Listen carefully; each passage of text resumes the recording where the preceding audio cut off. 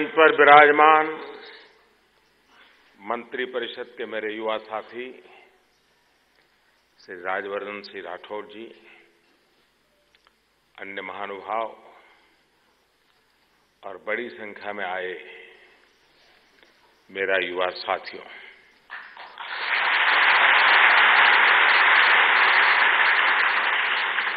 मेरे सामने new India की नई तस्वीर मैं देख रहा हूं।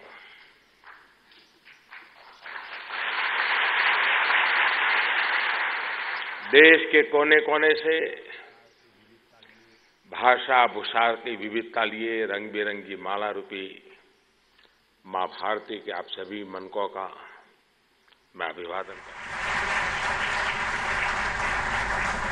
तकनीक के माध्यम से हमारे साथ देश भर से जुड़े एनसीसी, एनएसएस और नेहरू युवा केंद्र के साथियों का भी मैं स्वागत करता हूं। साथियों, आप जैसे ऊर्जावान और जोश से भरे साथियों से मैं जब भी मिलता हूं, चर्चा करता हूं, तो आपकी ये ऊर्जा, आपका ये जोश मेरे भीतर भी मैं अनुभव करता हूं।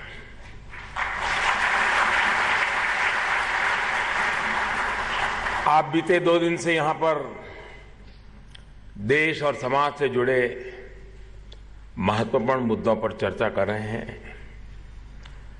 चर्चा की यही भावना, संवाद की यही प्रक्रिया देश के जनतंत्र को सशक्त करती है। साथियों, देश के वर्तमान और भविष्य को लेकर आपकी सार्थक चर्चा के लिए अनेक साथियों को यहां पुरस्कृत करने का मुझे अवसर भी मिला है। जिनका पुरस्कृत करने का मुझे अवसर मिला है वो बधाई के पात्र है ही। बाकी साथियों को भी मैं बधाई दूंगा, क्योंकि आपकी भागीदारी भी एक बहुत बड़ा पुरस्कार है।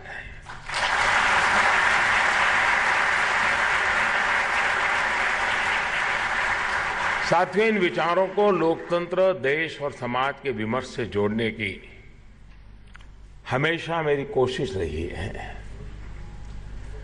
नेशनल यूथ पार्लियामेंट इसी कोशिश का एक हिस्सा है।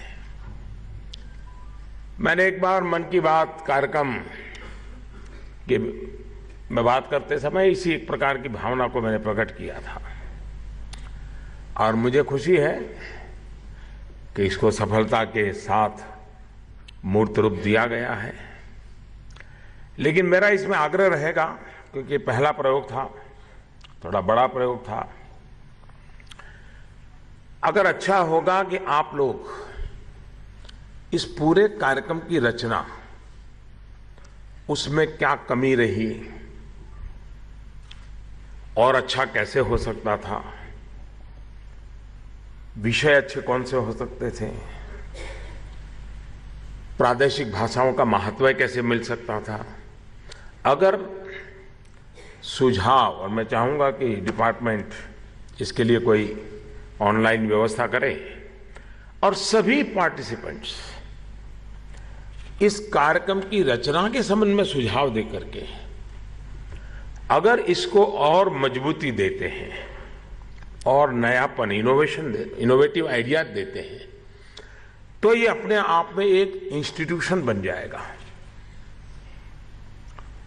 और भविष्य में भी जो पार्लियामेंट जाना चाहता है वो पहले सोचेगा कि इस पार्लियामेंट से गुजरे।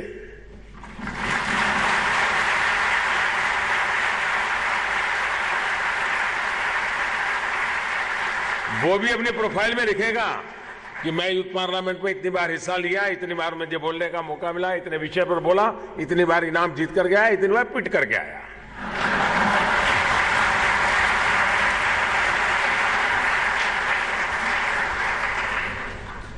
तो एक तो मेरा आग्रह है कि क्योंकि इसको हम एक,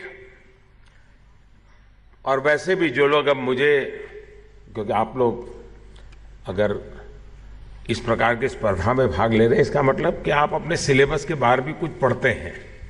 सिलेबस के बाहर कुछ सोचते हैं। जो सिलेबस में बंधे हुए हैं वो तो यहां नहीं आते हैं, वो वहीं टिके रहते हैं।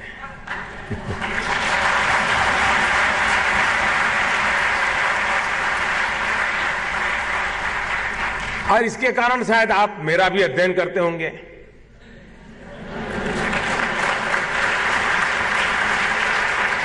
और मुझे भरोसा है कि आप वो चीज नहीं लेते होंगे जो आपको परोसी जाती होगी, आप ढूंढ करके निकालते होंगे कि सही क्या है।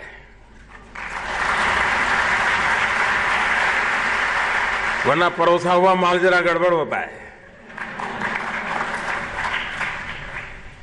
आपने देखा होगा कि मैं स्वभाव से टोकनिज्म में मेरा विश्वास ही नहीं है। कोई एक लंबी सोच के साथ एक के बाद एक इंटरलिंक्ड व्यवस्थाएं विकसित करना, ये मेरी कार्यशैली का हिस्सा है। सब चीजें पहले नहीं बताता हूं, प्रोग्रेसिव अनफोल्डमेंट होता है।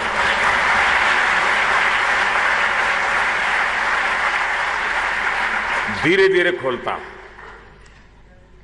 मेरे मन में एक बहुत बड़ा सपना है, उसी का एक छोटा सा हिस्सा यहां शुरू हो रहा है।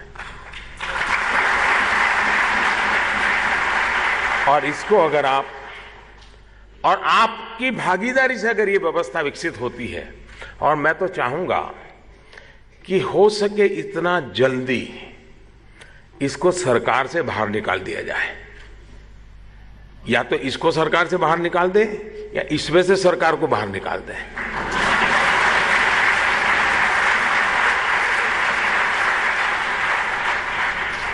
विनोबा भावे कहा करते थे, असरकारी असरकारी। समझ आया? असरकारी असरकारी।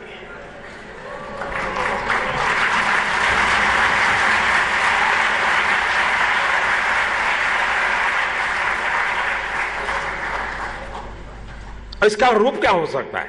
अगर मान लीजिए पूरे देश में सरकार कैटलिक एजेंट हो, सरकार उद्दीपक का काम करे, सरकार बाउंड्री तय करे, ये सब करे, इंफ्रास्ट्रक्चर प्रोवाइड करे, लेकिन पूरा इनिशिएटिव हर डिस्ट्रिक्ट में इस प्रकार के एनसीसी, एनएसएस, नेहरू युवा केंद्र, ये सब मिल करके, यूनिवर्सिटी के जो चुनाव जीत करके आए हुए लीडर्स हैं, ये सब मिल करके ये लगातार डिस्ट्रिक्ट में साल में 3-3, 4-4 विषयों पर बड़ी व्यापक डिबेट करें और एक माहौल बने। यानी ये डिबेट है ना, फिर बड़े बड़े स्टेडियम में करनी पड़े डिबेट, 25-50 हजार लोग सुनने आ जाए और देखें हमारे बच्चे क्या बोल रहे हैं, क्या सोच रहे हैं। ये हो सकता है कि नहीं हो सकता है? लेकिन आप कहेंगे करेंगे कौन? और इसलिए क्या हम इसको उस दिशा में ले जा सकते हैं क्या, ताकि ये व्यवस्था ज्यादा विकसित हो, उसका लाभ मिले। दूसरा, वक्तृत्व ये सिर्फ शब्दों का श्रृंगार नहीं होता है, वाणी का आरोह अवरोह नहीं होता है।